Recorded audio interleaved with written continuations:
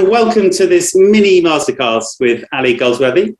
Ali is the founder and CEO of the Depolarisation Project, where she's leveraging 20 years of experience as a campaigner, philanthropist, and entrepreneur to help depolarise politics.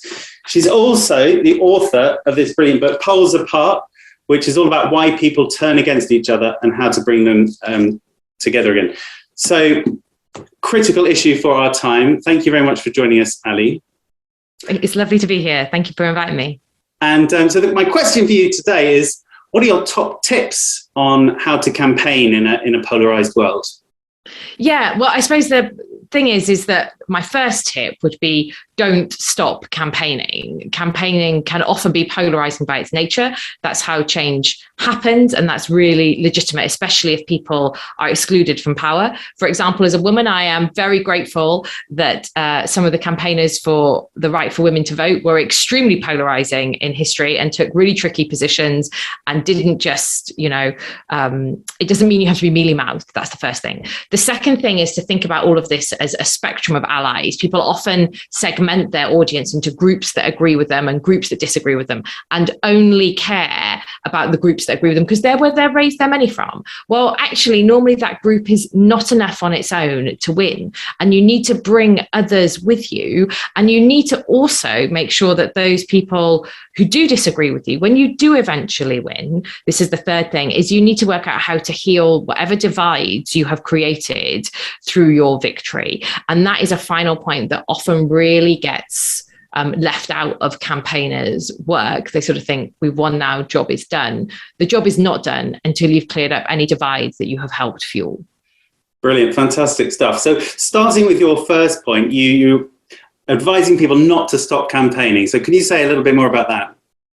Yeah, well, I just think, inherently asking for change and getting people to do things differently can be really polarizing and uncomfortable for people. We like the status quo, particularly if it makes us feel comfortable and liked and as if we belong somewhere.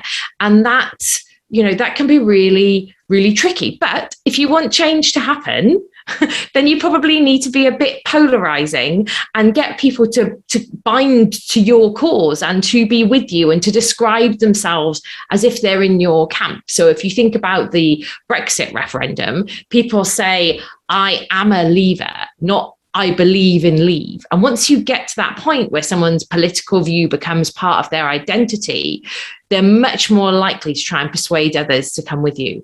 It can also mean once they start triggering their own identity, others will be like, well, that's not my view. I'm not one of them. I'm in an out group. And that's where things become a bit more tricky.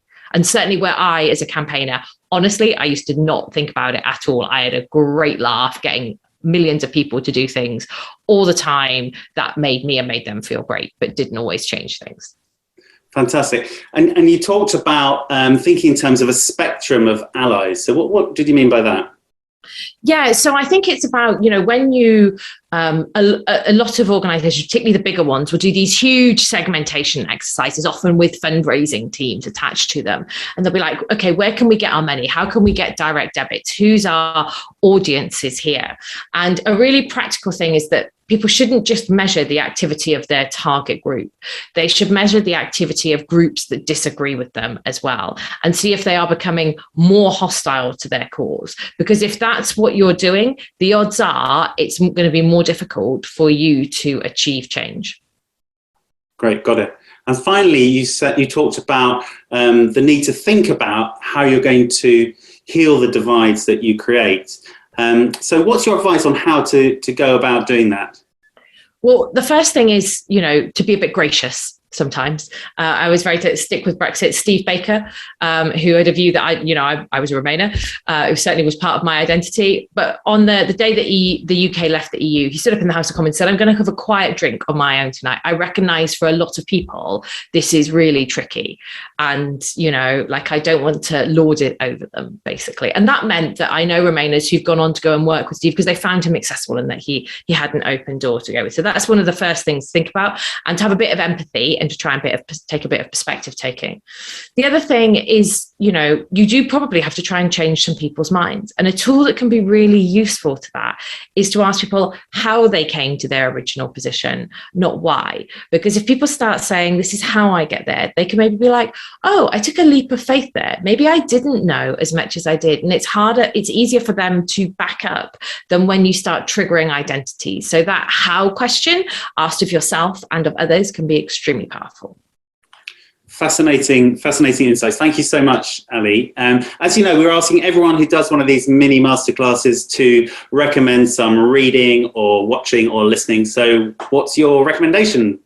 Yeah, so I've seen a few of the others that you've done, and I'm going to go on a slightly different tack. I'm going to recommend 2 books. So I don't think movement builders need to know more about movement building. I think what they often need to know is about corridors of power and how to navigate them. This book by a guy called Jeff Pfeffer from Stanford helped change my life and helped me recognize why sometimes I have been unsuccessful when I should have been, full of really helpful tips, including here's one for anyone starting out in their career. When you negotiate your first contract, ask to have an annual dinner with the chief executive.